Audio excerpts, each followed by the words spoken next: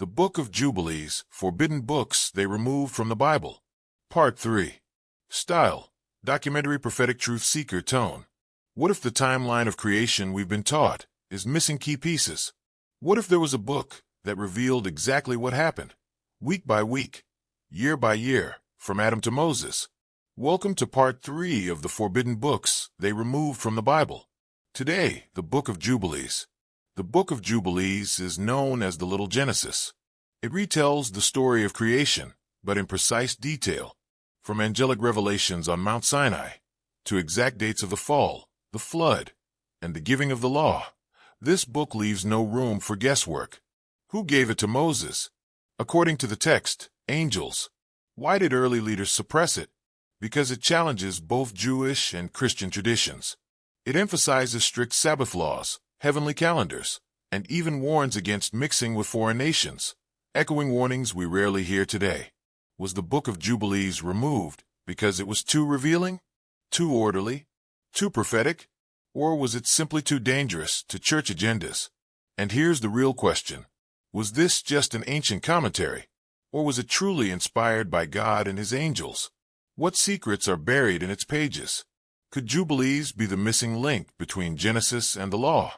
Let us know in the comments. Should the Book of Jubilees be restored? Subscribe for Part 4, The Apocalypse of Abraham. Share this with someone who needs to see what the Bible never told them. The truth may have been hidden, but it was never destroyed.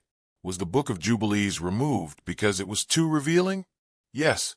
The Book of Jubilees gives a shockingly detailed timeline of creation, year by year, law by law, unlike any other book in the Bible. It reveals a heavenly calendar, exposes fallen angels by name, and even warns about future apostasy in God's people. That level of clarity can be dangerous when truth is inconvenient. Too orderly? Too prophetic? Yes again. The structure of Jubilees mirrors divine order. It was said to be dictated by an angel to Moses on Mount Sinai, explaining not just the law, but the why behind the law. It prophesies the coming of judgment, the Messiah, and even the end-time division of nations. For those controlling religion politically, a book that predicts their failures is a threat.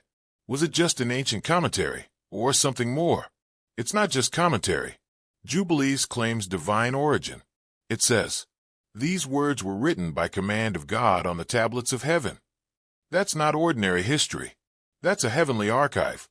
Final answer. Was it truly inspired by God? Many early Christians and Jews believed it was. The Ethiopian Orthodox Church still includes it in their Bible today. But others, uncomfortable with its revelations, removed it, possibly to preserve control rather than truth. So, was the Book of Jubilees dangerous? Yes. Here's why. 1. It exposed fallen angels by name. Unlike Genesis, Jubilees calls out the Watchers, their sins, and their offspring, the Nephilim, threatening the sanitized narrative the church later adopted. 2. It taught a different calendar. Jubilees promoted a 364-day solar calendar, clashing with the adopted lunar calendar. This disrupted the timing of feasts and festivals, and called out religious error. 3.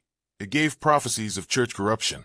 Jubilees warned that even the chosen people would corrupt God's law, and that future generations would twist the truth, which sounded far too much like the church itself in later years.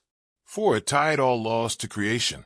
The book claimed that Sabbath, circumcision, and purity were not just Jewish laws, but eternal, cosmic laws written on heavenly tablets, challenging any attempt to modernize or dismiss them.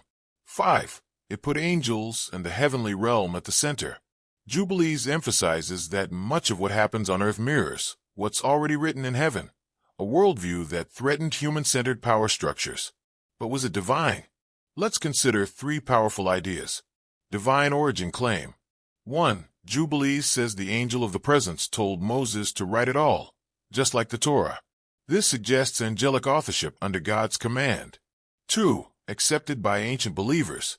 The early Ethiopian church canonized it, and many Dead Sea Scroll communities treated it as scripture. People closest to its origins considered it sacred. 3. Alignment with God's holiness and justice. The themes, divine order, justice, holiness, judgment, Messiah, are consistent with the Bible's core messages. It doesn't oppose Scripture, it deepens it. Subscribe for more on the forbidden books and hidden truths of Scripture.